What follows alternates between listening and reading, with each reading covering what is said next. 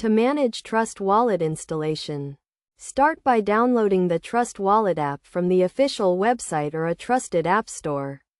Once the download is complete, install the app on your device and launch it. You will be prompted to create a new wallet or restore an existing one. If you are creating a new wallet, follow the on-screen instructions to set up your wallet and create a secure password.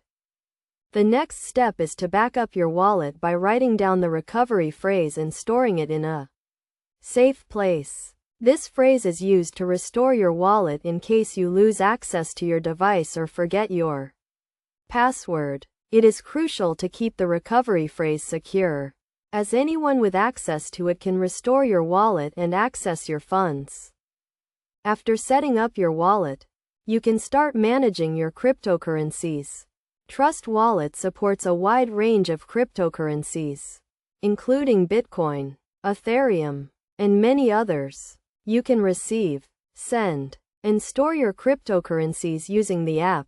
To receive cryptocurrencies, go to the Receive section and share your wallet address with the sender. To send cryptocurrencies, go to the Send section, enter the recipient's wallet address, and confirm the transaction. To ensure the security of your wallet, always keep your device and app up to date.